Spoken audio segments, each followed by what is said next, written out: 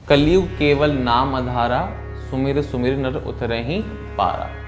सभी शास्त्रों में नाम जप की इतनी महिमा है और विशेषकर तो कलयुग के अंदर भगवान ने नाम जप को ही साधन बताया है। भगवान भगवत गीता में कहते हैं यज्ञा नाम जप यज्ञोस्मि, कि मैं यज्ञों में जप यज्ञ हूँ। और आज हमारा इतना सौभाग्य है कि शास्त्रों के द्वारा जो ये वर्णित बातें हैं, संतों, महात्माओं और भगवान के भक्तों के द्वारा नित्य प्रति हमें नाम जप की महिमा सुनने को मिलती है। और हम सबकी ये इच्छा भी होती है कि हम भगवान के नाम जप को कर सकें।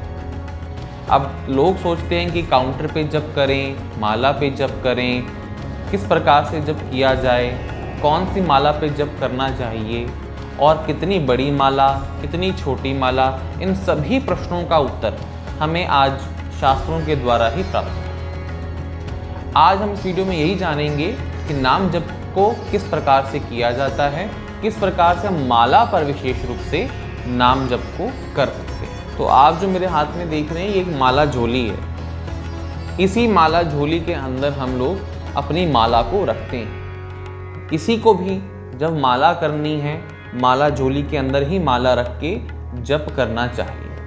अब सर्वप्रथम तो देखते हैं कि माला कितने मनकों की होनी चाहिए और किस चीज़ की बनी माला होनी चाहिए। जैसे हम इस माला को देख रहे हैं तो ये विशुद्ध तुलसी काष्ठ की, तुलसी की माला।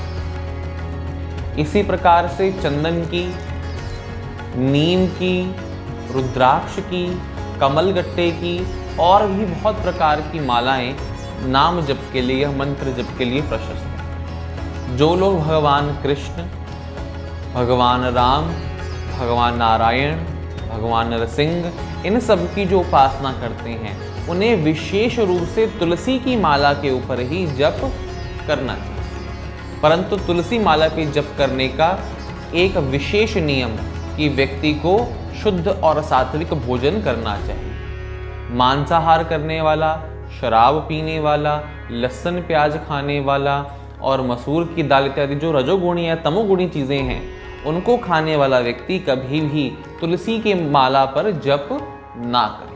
तो उसमें किस में जप कर सकते हैं?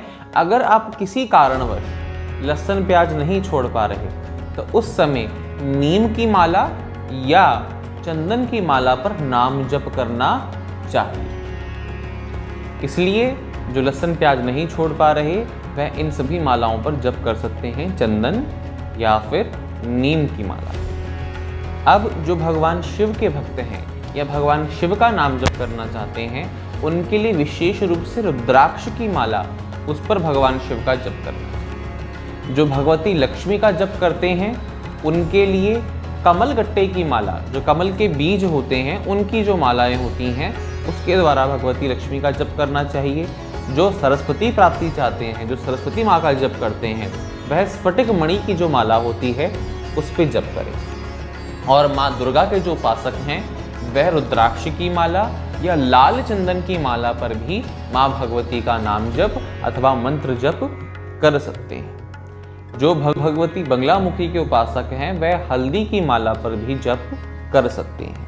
विशेषता आज हम नाम जप के बारे में बात कर रहे हैं तो नाम जप के लिए तुलसी की माला और जो लहसुन प्याज का सेवन अभी कर रहे हैं वह चंदन की माला या फिर नीम की माला पर भी जप कर सकते हैं। अब माला कैसी होनी चाहिए उसका भी वर्णन कर देते हैं। तो आप जो मेरे हाथ में माला देख रहे हैं ये माला में कितने मन की हैं? 108 मन की। 108 दानों वाली माला ही नाम जप के लिए सर्वोत्तम शास्त्रों में बताई गई। और नाम जप करने से पूर्व ये जो सुमेरु है जिसको हम दर्शन कर पा रहे हैं ये 109वां दाना है जिस पर नाम जप नहीं किया जाता, पर इसको किसका स्वरूप माना गया है? इसको गुरु का और अपने इष्ट का यानी कि राधा कृष्ण का, श्री सीताराम का, उनका स्वरूप मानकर इसको प्रणाम किया जाता है। तो जब माला प्रारंभ की जाती है नाम जप करने के लिए तो इसको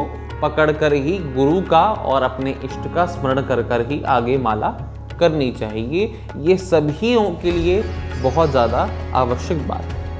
इसके बाद किस उंगली से नाम जप को करना चाहिए और नहीं करना चाहिए? तो जो ये तर्जनी उंगली है, ये जो फर्स्ट उंगली है, इस उंगली का नाम जप में कभी भी प्रयोग नहीं करना चाहिए। तो किससे जप करें? मध्यमा उंगली, अनामिका उंगली और अंगूठा, इसके द्वारा ही नाम जप या मंत्र जप किया जाता है। जब हम सुमेरु को पकड़ेंगे तब इन्हीं दो उंगलियां और अंगूठे के सहारे से इसको पकड़ना चाहिए, और उसके बाद आप किसी भी नाम का या अपने इष्ट के नाम का जप कर रहे हैं तो उसको आगे एक के बाद एक सरकाने शुरू कर देना चाहिए। सरकाते सरकाते नाम जप अवश्य रूप से करना चाहिए। एक मनके पे एक नाम या जो आप मंत्र कर रहे हैं उसको करना चाहिए। अब कौन सा नाम जप करें?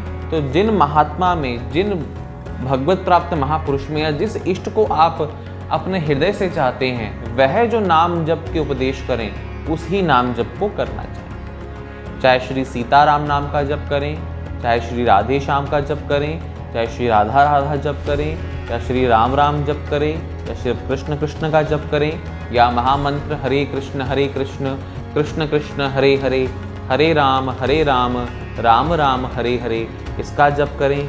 और कई लोग इसी मंत्र को हरे राम से प्रारंभ करते हैं, हरे राम राम राम हरे हरे, हरे कृष्ण कृष्ण कृष्ण हरे हरे, इस मंत्र का भी जप कर सकते हैं।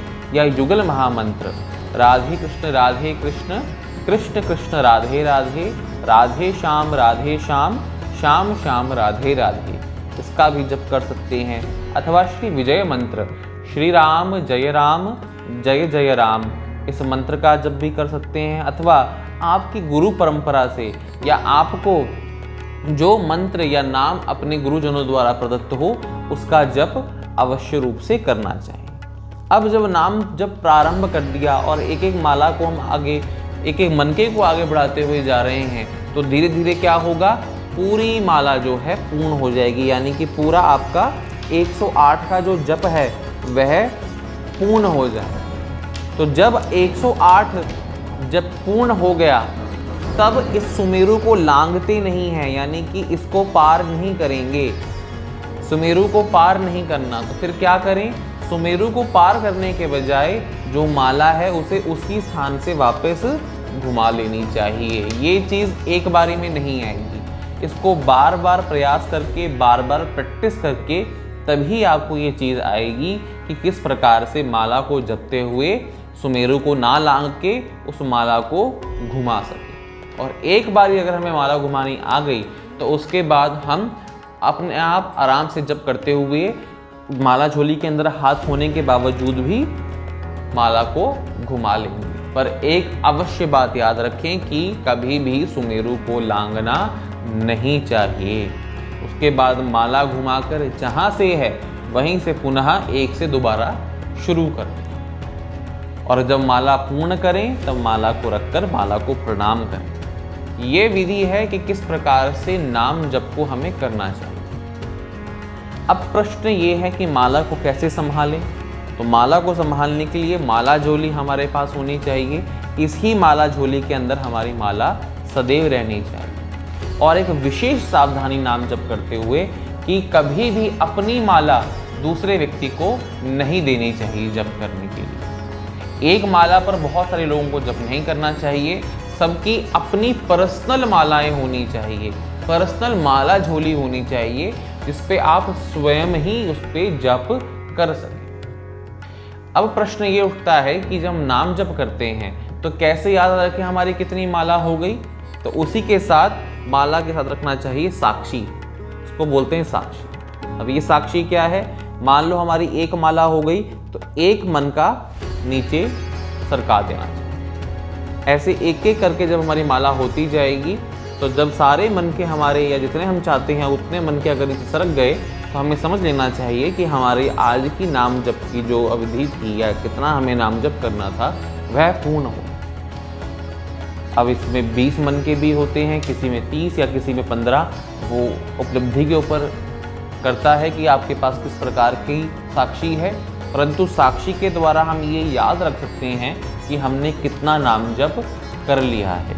इसलिए विशेष रूप से सभी साधकों से निवेदन है कि जो नाम जप कर रहे हैं अपनी माला झोली अपने पास हमेशा रखें, माला उसके अंदर रखें और हमने कितना नाम जप कर लिया है उसके लिए हमारे पास विशेष रूप से साक्षी भी होनी चाहिए। इसके अलावा इस कली काल कलयुग में एक ही साधन है जिसको कहा गया है नाम।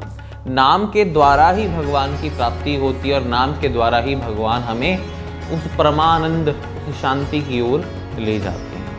अधिक जानकारी के लिए या किसी का प्रश्न है माला से संबंधित तो कमेंट बॉक्स में कमेंट कर हमसे प्रश्न पूछ सकते हैं। सीताराम, राधे।